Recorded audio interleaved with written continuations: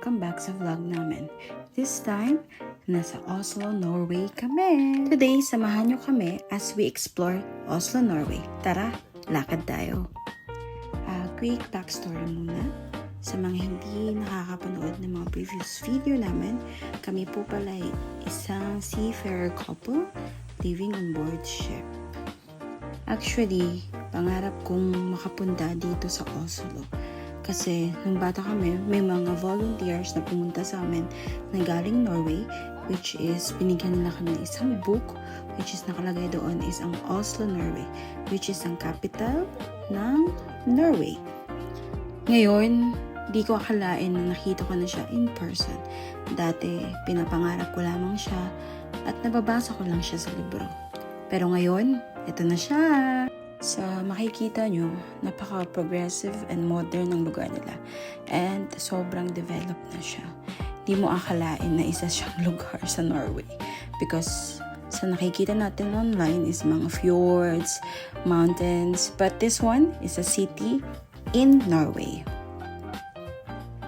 Ngayon, naglalakad-lakad kami papunta sa isa sa mga iconic place near sa port ng Oslo, which is ang Aker Bridge Clock Tower. First stop namin ito, yung Aker Bridge Clock Tower. So, konting lakad lang from this area, makikita na natin yung iconic na Aker Bridge Clock Tower. Super lively yung vibe dito. May mga cafes, restaurants. A quick info nga pala for this Aker Bridge Clock Tower.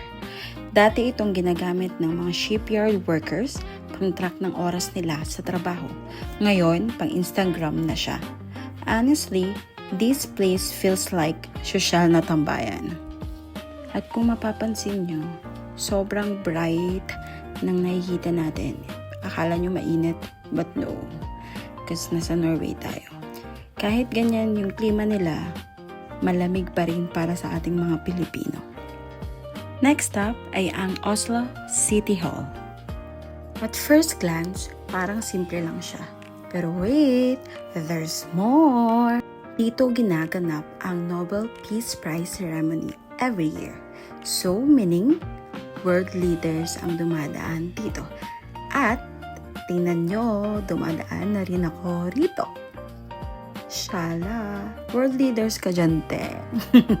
Kung mapapansin nyo, nasa gilid lang din siya ng Aker Bridge Clock Tower. So, magkakadikit lang yung mga tourist spots dito. And this time, ito yung likod na part ng Oslo City Hall. Sobrang ganda and sobrang modern ng style niya. Yung design niya, medyo bold, medyo serious. Parang sinasabi niya, hindi ako aesthetic, pero importante ako. Ito na nga, yung asawa ko, nahihiyapang magpa-picture. At habang naglalakad kami, nakita namin itong isang tram. See, napaka-modern and sana meron sa Pilipinas nito. Mapapasabi ka na lang na sana all. Next up, ang Studenterlunden Park. Hindi ako sure kung tama yung pagkasabi ko kasi hindi ko talaga maintindihan kung paano ko sasabihin yung mga words sa Norway. So, just bear with me na lang. So, welcome to the Studenterlunden Park. O, gano'n na nga. This is right in the city center. Chill lang yung vibe. Perfect for sitting, people watching, or pretending you're in a movie. Alam mo yung feeling na ikaw yung main character? Oo, ganun. Minsan, hindi kailangan bongga yung travel. Kahit gantong simple moment, pwede na.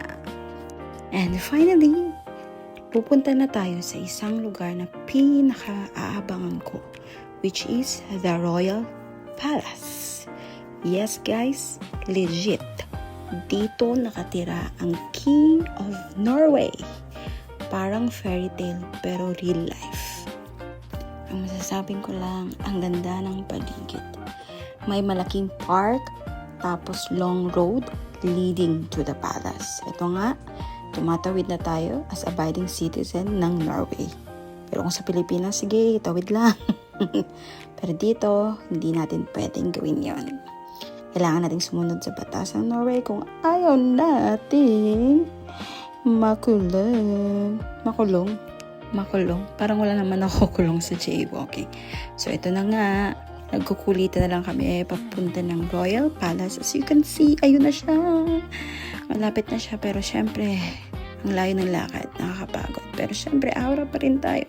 Sayang naman yung outfit natin, diba? And this is freaking Norway. Yung lugar na to is perfect for walking, picture, at konting feeling royal moment. Habang naglalakad ako dito, iniisip ko, pwede kaya ako maging prinsesa.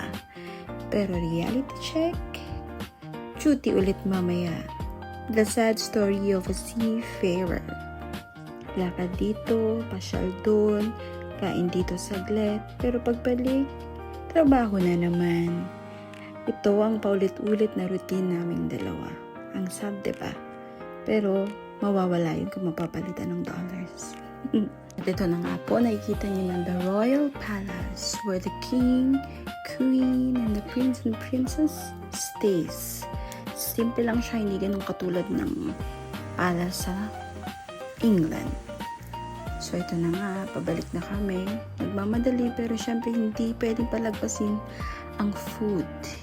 Gahanap pa rin kami ng mga food and restaurants dito na pwede na hindi mabubutas ang aming bulsa. Ito na nga, akala nyo palagi kaming may pera. So ito, nagtitipid kami. Napabili na lang kami ng isang egg tart. Egg tart, tas coffee and matcha. That's it. Kasi hindi palaging Pasko on board. So, cafe muna. Pero ang kafeng ito, napakamahal. Kasi Norway ito mga sis. And that's our Oslo adventure. Thank you for joining us today where the sea takes us. See you sa next port, mga ka-voyagers.